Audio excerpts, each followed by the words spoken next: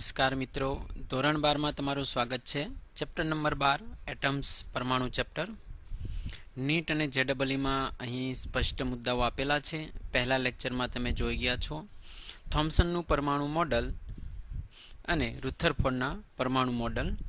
ત્યારબાદ આજે આપણે જોવાના છીએ બોહરનું પરમાણુ મોડલ. અને અહીં ઘણા આઈએમપી ક્વેશ્ચન્સ તેમજ શોર્ટકટની ટ્રીક આપેલી છે જેનો તમે અભ્યાસ કરશો. તો આપણે શરૂ કરીએ છીએ બોહરનું પરમાણુ મોડલ. એ પહેલાં તમને થોમ્સનના પરમાણુ મોડલમાં માહિતી આપી દઈએ. થોમ્સનનું જે પરમાણુ મોડલ હતું મિત્રો, તેમાં શું હતું તો કે થોમ્સને કીધું કે ભાઈ ઇલેક્ટ્રોન જે છે તે ચોક્કસ રીતે ગોઠવાયેલા છે, ચોક્કસ ભાતમાં ગોઠવાયેલા છે, બરાબર છે. ત્યારબાદ ધન વીજભાર જે છે એ બાકીના અવકાશ જે છે તેમાં ધન વીજભાર છે અસ્તવ્યસ્ત સતત રીતે ગોઠવાયેલો છે મિત્રો. આ થોમ્સનનું પરમાણુ મોડલ હતું. સતત એટલે કે તમને ખ્યાલ હશે જ્યાં પણ ખાલી ગેપ છે ત્યાં ગોઠવાયેલો છે. આ ગયા લેક્ચરમાં તમે શીખી ગયા છો. જો તમે અભ્યાસ ન કર્યો હોય તો તમે પહેલો લેક્ચર જોઈ લેશો. ત્યારબાદ આ જે મોડલ હતું તે આપણે શીખી ગયા છે થોમ્સનનું પરમાણુ મોડલ હતું, બરાબર છે. થોમ્સનનું પરમાણુ મોડલ.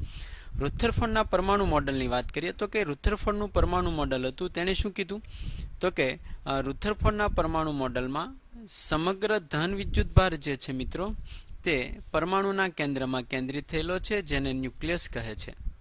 તો ધન વિદ્યુતભાર છે તેના કેન્દ્રમાં કેન્દ્રિત થયેલો છે, બરાબર છે.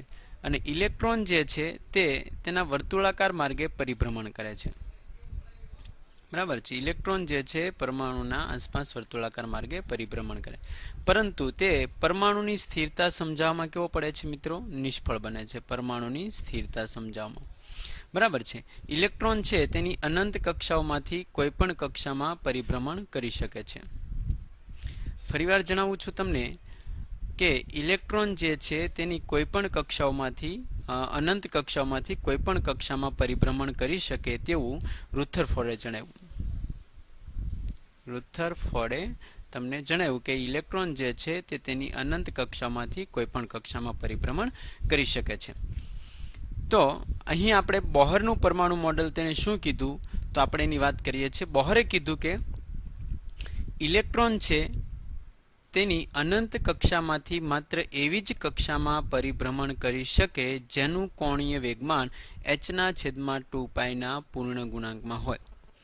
મિત્રો, ઇલેક્ટ્રોન જે છે એ અનંત કક્ષામાં પરિભ્રમણ કરતો નથી. તેણે જણાવ્યું કે ઇલેક્ટ્રોન જે છે એ સમજો આપણું છે ન્યુક્લિયસ છે જેમાં ધન વીજભાર છે. ખાસ જોશો મિત્રો, આવડી જશે તમને.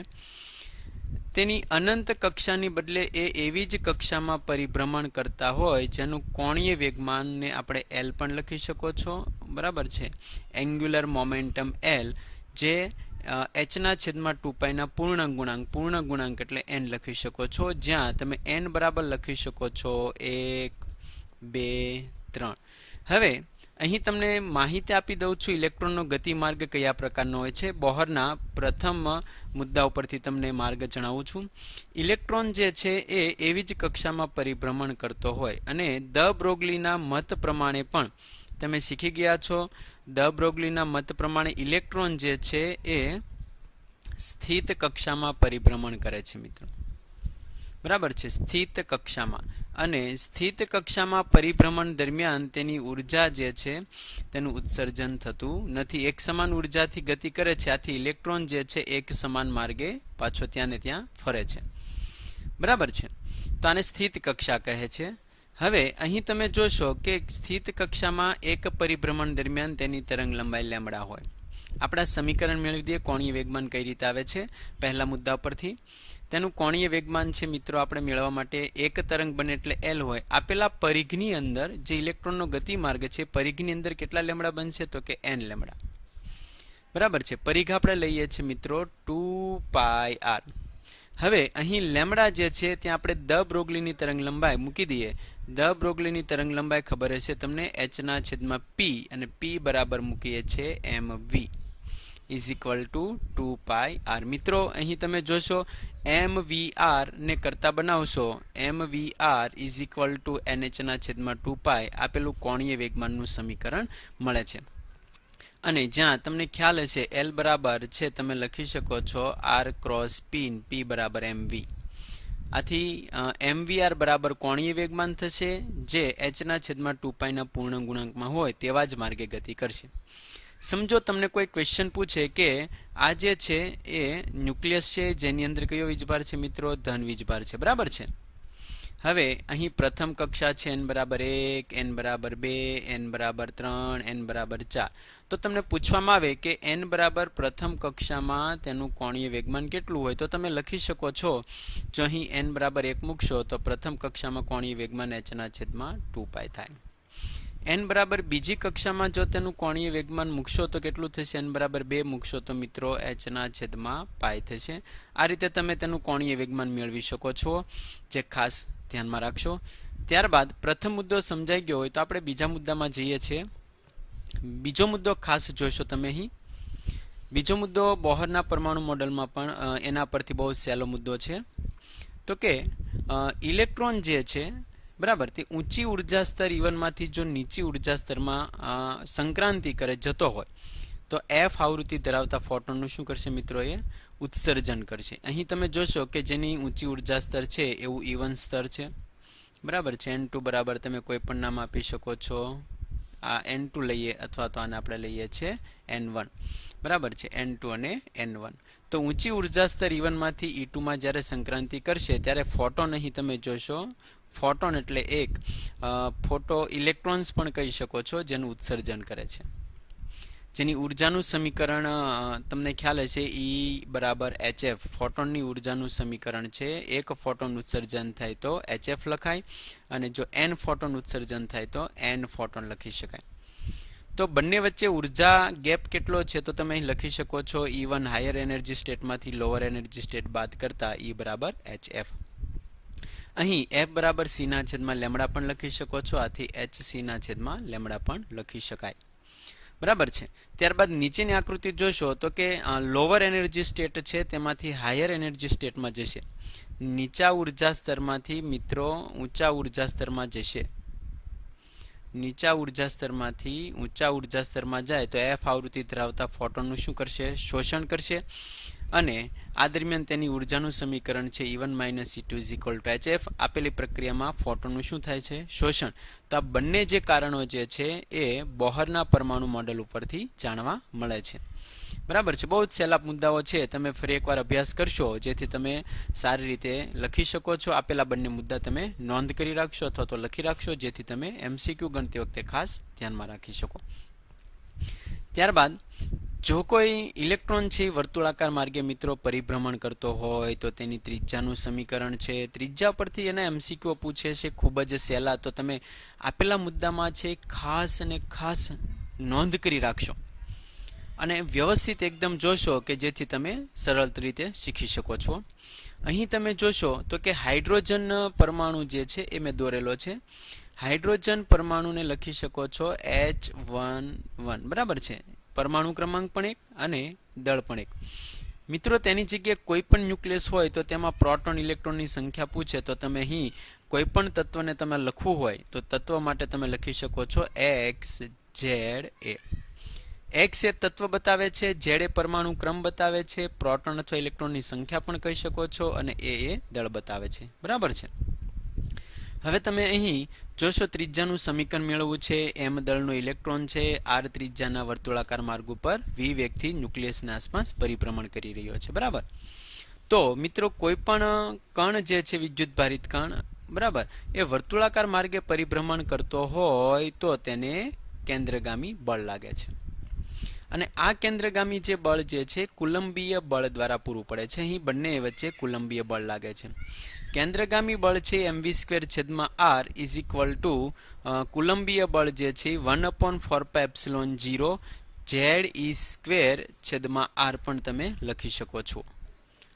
અહીં પ્રથમ વિદ્યુતભાર જે છે તમે જોઈ શકો છો Q1 વિદ્યુતભાર છે. બરાબર. બીજો વિદ્યુતભાર છે ઇલેક્ટ્રોન છે. આથી તમે અહીં લખો છો Q1 ની જગ્યાએ Ze અને બીજો ઇલેક્ટ્રોન છે. Ze મિત્રો પરમાણુ ક્રમ છે. જે તત્વ હોય તેનો પરમાણુ ક્રમ અહીં તમે લખી શકો છો. હાઇડ્રોજન છે તો હાઇડ્રોજન માટે Z છે એ 1 થશે. હવે બોહરના અધિતર્કનો ઉપયોગ કરી હમણાં જ આપણે શીખી ગયા ઇલેક્ટ્રોન તેની અનંત કક્ષાઓમાંથી માત્ર એવી જ કક્ષામાં પરિભ્રમણ કરે જેનું કોણીય વેગમાન mvr બરાબર nh ના છેદમાં 2π હોય. અહીં તમે વેગને કરતા બનાવશો તો v બરાબર શું થશે તો કે v બરાબર nh છેદમાં 2π મિત્રો nh છેદમાં 2π mr થશે.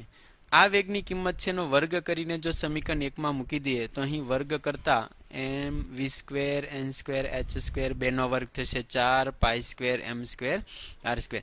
આ કિંમત જે છે એ ઉપરના સમીકરણમાં મૂકી દઈએ તો તમને નીચેનું પદ મળશે જે ખાસ તમે નોંધ કરી રાખશો. અહીં તમે જોશો તો કિંમત મેં મૂકેલી છે તો કિંમત મૂકતા n square h square 4 pi square m square r square બંને બાજુથી સરખા પદ છે તેને ઉડાડી દેશો. 4 પાઈ ઉડાડી દેશો બરાબર છે. તો અહીં ત્રિજ્યા જે છે ને કરતા બનાવશો મિત્રો તો એક m ઉડી જશે. ત્રિજ્યાને કરતા r ને બનાવશો તો પદ શું મળે છે n સ્ક્વેર h સ્ક્વેર સામેનું પદ એપ્સિલોન 0 છેદમાં અહીંયા વધે છે પદ છે પાઈ z m e સ્ક્વેર. તમને સહેલી રીતે યાદ રહે એ રીતે જો તમે સમીકરણ લખશો તો તમે એક્ઝામમાં ઝડપથી તમે એને યાદ કરી શકશો અને તમે દાખલા ગણી શકશો.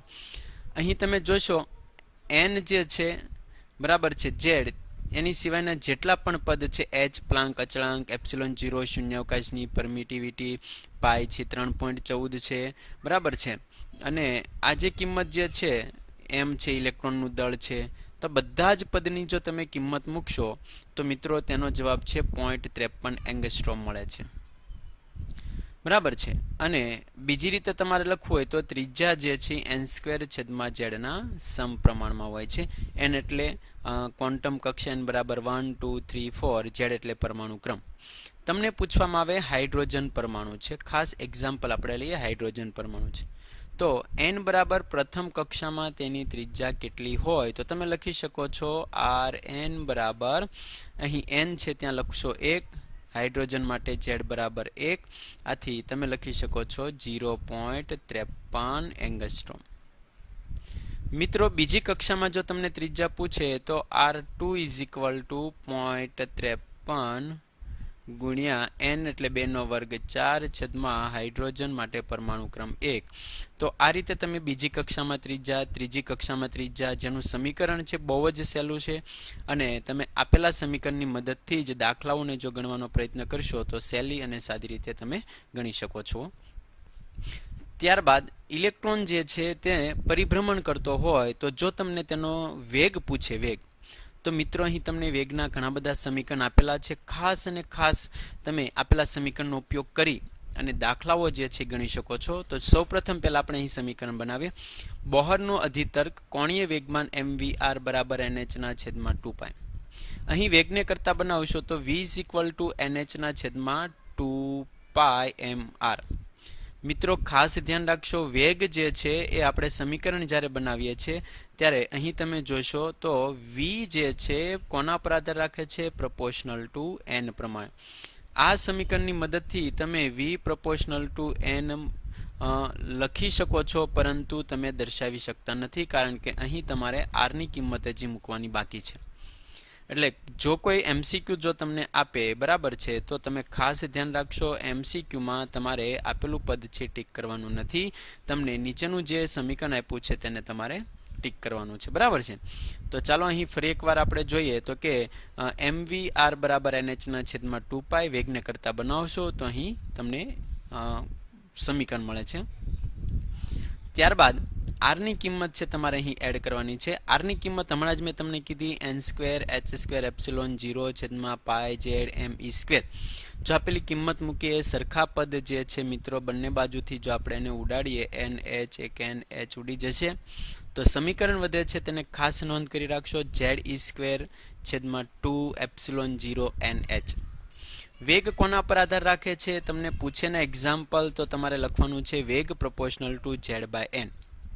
બરાબર છે. આ સમીકરણ છે ખાસ તમારે નોંધ કરી રાખવાની છે જેથી તમને કોઈ પણ MCQ આપે તો તમે કહી શકો છો. ત્યારબાદ અહીં તમે જોશો તો જો બીજા સ્વરૂપના વેગના સમીકરણો પણ તમને પૂછે છે તો આપેલા પદને જો ઉપર નીચે સી વડે જો આપણે ગુણી નાખીએ, CH અને CH વડે જો ભાગી નાખીએ તો અહીં તમે જોશો મિત્રો તો આપણે ઉપરનું જે પદ જે છે તમે અહીં જોશો તો ઉપરનું જે પદ જે છે ત્યારબાદ વેગના ઘણા બધા સમીકરણો છે તમે બનાવી શકો છો. ઉપરનું જે વેગનું સમીકરણ છે તેને ઘણા બધા સ્વરૂપે તમે લખી શકો છો. તમે અહીં જોશો આપેલા સમીકરણને ઉપર અને નીચે સી વડે ગુણતા અને સી વડે ભાગીએ તો z² ક્રોસ c છેદમાં 2 ε0 CH ઇન્ટુ n. અહીં તમે જોશો સી એટલે કે z અને n જે છે એને 12 કોમન કાઢી લઈએ તો ε0 ની કિંમત મૂકશો 2 પ્રકાશનો વેગ અને h પ્લાન્ક અચળાંકની જો તમે કિંમત મૂકશો અને ઇલેક્ટ્રોનનો સ્ક્વેર કરશો તો મિત્રો તમને અહીં c ના છેદમાં 137 મળશે. ઘણા બધા MCQ આના સ્વરૂપમાં પણ પૂછે છે. હાઇડ્રોજન પરમાણુ હોય તો તમને ખ્યાલ છે કે z બરાબર 1 થશે, n બરાબર તમને ખ્યાલ છે પ્રથમ કક્ષામાં વેગ કેટલો હોય તો 4 ઓપ્શનમાંથી જો તમારે સિલેક્ટ કરવાનું હોય તો પ્રથમ કક્ષામાં તમે વેગ છે જવાબ ટીક કરી શકો છો. બહુ જ સહેલું સમીકરણ છે. વેગ v c ના છેદમાં 137 z બરાબર 1 અને n બરાબર 1. જો n બરાબર બીજી કક્ષામાં વેગ પૂછે તો તમે લખી શકો છો v c ના છેદમાં 137 z બરાબર 1 n બરાબર 2. આ રીતે ગુણાકાર અહીં તમે કરી અને જવાબ ટીક કરી શકો છો. ત્યારબાદ ઘણા બધા એક્ઝામ્પલ જે છે તેમાં બીજી રીતે પણ દાખલાઓ પૂછે છે. અહીં c ના છેદમાં 137 નું સાદરૂપ જે છે 2.2 ગુણ્યા 10⁶ z ના છેદમાં n. આ સ્વરૂપે પણ તમને દાખલો પૂછે. સમજો n બરાબર પ્રથમ કક્ષામાં ત્રિજ્યા પૂછે તો તમે લખી શકો છો 2.2 ગુણ્યા 10⁶ 10⁶ z એટલે 1 n એટલે 1. બીજી કક્ષામાં જો તમને પૂછે તો n બરાબર 2.2 ગુણ્યા 10⁶ 1/2. આ રીતે તમે ટીક કરી શકો છો મિત્રો. બહુ જ સહેલા વેગના સમીકરણ છે. તો રાઉન્ડ કરેલા જે પણ સમીકરણો છે તેને ખાસ નોંધ કરી રાખશો અને દર્શાવવાના રહેશે તમારે. ત્યારબાદ તમે જોશો અહીં કે વેગના જે પણ સમીકરણો છે તેના પરથી આપણે બીજા સમીકરણો મેળવીએ. ત્રીજાનું સમીકરણ એકવાર ખાસ જોઈ લેશો. ત્રીજાનું સમીકરણ જે છે એ n² h² ε0 છેદમાં π z me² છે. બરાબર છે. હવે તેના પરથી આપણે ઘણા બધા બીજા સમીકરણો મેળવવાના છીએ. તો ચાલો નીચે જોઈએ. nમી કક્ષામાં જો ઇલેક્ટ્રોન ગતિ કરતો હોય તો તેનો કોણીય વેગ પણ તમને પૂછે તો કઈ રીતે તમારે મેળવવાનું રહેશે. તો તમને સમીકરણ ખબર જ છે મિત્રો કે v બરાબર છે એ r ઓમેગા થશે. હવે એમાં ઓમેગાને કરતા બનાવશો તો v ના છેદમાં r થશે. વેગ v ની કિંમત હમણાં જે ઉપરનું સમીકરણ મેળવું છે તે વેગ v ની કિંમત જો તમે એમાં મૂકી દેશો બરાબર છે અને ત્યારબાદ જો તમે r ની કિંમત મૂકશો તો બંનેનો ગુણોત્તર લેતા તમને આવું એક સમીકરણ બને છે. હવે આપેલું સમીકરણ જે છે તેનું કોઈ એક્ઝામ્પલ જે છે પૂછવાની બહુ ઓછી શક્યતાઓ છે. ઓમેગાનું જે છે સમીકરણ મેન છે કોના પર આધાર રાખે તો મિત્રો આ જે પોઈન્ટ અહીં સાઈડમાં જે લખ્યો છે તે તમારે ખાસ નોંધ કરી રાખવાનો છે. ઓમેગા પ્રોપોર્શનલ ટુ z² છેદમાં n³. સમીકરણ કઈ રીતે મળે છે? જો માહિતી ન મળે તો ઉપર ખાસ વેગનું સમીકરણ અને ત્રિજ્યાના સમીકરણનો તમારે ગુણોત્તર લઈ સમાન જે પદ છે તેને તમારે ઉડાડી દેશો એટલે આ તમને જવાબ મળી જશે. એમાં સૌથી અગત્યનો ભાગ છે z² છેદમાં n³. ત્યારબાદ nમી કક્ષામાં પરિભ્રમણ કરતો ઇલેક્ટ્રોન છે તેની આવૃત્તિ કેટલી હોય તો મિત્રો તમે સિમ્પલ અને સાદી રીતે ગણી શકો છો. ઓમેગા બરાબર 2πf થશે. f ને કરતા બનાવશો તો ઓમેગાના છેદમાં 2π. અહીં જે ઓમેગાની કિંમત જે તમે મેળવી છે તેની કિંમત અહીં એડ કરશો. આથી તમે જોઈ શકો છો કે ઓમેગા છેદમાં 2π કરશો એટલે પાઈ ઉડી જશે. તો આવૃત્તિ જે છે એ ઓમેગાના સમપ્રમાણમાં દેખાય છે. ઓમેગા પ્રોપોર્શનલ ટુ આવૃત્તિ દેખાય છે અહીં તમે જોઈ શકો છો. આથી આવૃત્તિ જે છે ઇઝ ઇક્વલ ટુ તમે z² છેદમાં n³ લખી શકો છો. આવૃત્તિ અને કોણીય વેગ જે છે સમાન હોય છે જે ખાસ નોંધ કરી રાખશો. ત્યારબાદ આપણે આગળના મુદ્દામાં જઈએ છીએ. nમી કક્ષામાં પરિભ્રમણ કરતા ઇલેક્ટ્રોનનો આવર્તકાળ. મિત્રો તમે ખ્યાલ જ છે આગળ તમે શીખી ગયા છો કે આવર્તકાળ છે એ આવૃત્તિના 1/f આવર્તકાળ થાય, બરાબર છે. એકમ સમયમાં દોલન થતા હોય તે માટે લાગતો સમય જે છે તેને આપણે કહીએ છીએ આવર્તકાળ, 1/f નું વ્યસ્ત. તો અહીં આવર્તકાળનું જે આવૃત્તિનું જે સમીકરણ મેળવ્યું છે તેને તમારે વ્યસ્ત કરવાનું છે. તો અહીં જે આવૃત્તિનું સમીકરણ તમે લખી ગયા છો z²/n³ એનું વ્યસ્ત કરશો તો n³/z² વધે છે. જે તમારે ખાસ નોંધ કરી રાખવાના છે. MCQ તમને પૂછે તો તમારે ત્યાંથી શરૂઆત કરવાની છે. ત્યારબાદ nમી કક્ષામાં કોણીય વેગમાન કેટલું હોય. મિત્રો આપણે આગળ શીખી ગયા છે બોહરનું કોણીય વેગમાન L = mvr nh/2π. આથી કોણીય વેગમાન L જે છે એ n ના સમપ્રમાણમાં હોય છે. પ્રથમ કક્ષામાં કોણીય વેગમાન 1 મૂકશો, બીજી કક્ષામાં 2, n ની જગ્યાએ તમને કોઈ પણ કક્ષામાં કોણીય વેગમાન પૂછે તો તમે લખી શકો છો 1 2 3 4. એનો ગુણોત્તર પૂછે તો પણ તમે મેળવી શકો છો. પ્રથમ કક્ષામાં તો કે n = 1 હોય, બીજી કક્ષામાં તો કેટલું હોય n = 2, તો એનો ગુણોત્તર થશે 1/2. આવી રીતે કોઈ પણ એક્ઝામ્પલ પૂછે તમે સોલ્વ કરી શકો છો. ત્યારબાદ nમી કક્ષામાં પરિભ્રમણ કરતા ઇલેક્ટ્રોનનો પ્રવાહ કેટલો હોય. પ્રવાહનું સમીકરણ પણ ખૂબ જ સહેલું છે, તમારે બનાવવાનું છે. પ્રવાહ I બરાબર સમીકરણ થશે એકમ સમયમાં પસાર થતા વિદ્યુત ભારને વિદ્યુત પ્રવાહ I કહે છે. તો અહીં સમીકરણ છે 1/t એટલે આવૃત્તિ f પણ લખી શકો છો, બરાબર. તો અહીં આવૃત્તિનું જે તમે ઉપર સમીકરણ હમણાં જે મેળવ્યું છે અથવા તો ટીનું જે સમીકરણ છે જો તમે અહીં એડ કરી દેશો તો તમને આપેલું એક સમીકરણ બને છે, બરાબર. તો અહીં પ્રવાહ જે છે એ z²/n³ એનો મતલબ એ આવૃત્તિને સમાન મળે છે, બરાબર છે. અહીં આવૃત્તિનું સમીકરણ આપણે જોઈ લઈએ z²/n³, z²/n³ આવૃત્તિ સમાન હોય છે અને પ્રવાહ પણ સમાન હોય છે, જે તમારે ખાસ નોંધ કરી રાખવી, બરાબર. તમે એકવાર ફરીથી બધા જ સમીકરણ જાતે પણ મેળવશો જેથી એક્ઝામમાં તમે ઝડપથી બનાવી શકો છો. ત્યારબાદ મેગ્નેટિક મોમેન્ટ. મિત્રો કોઈ પરમાણુ જે છે એની અંદર કોઈ ઇલેક્ટ્રોન સમજો આ ન્યુક્લિયસ છે જેનો વીજભાર પ્લસ છે, તેની આસપાસ r ત્રિજ્યાના વર્તુળાકાર માર્ગે કોઈ એક ઇલેક્ટ્રોન પરિભ્રમણ કરે છે.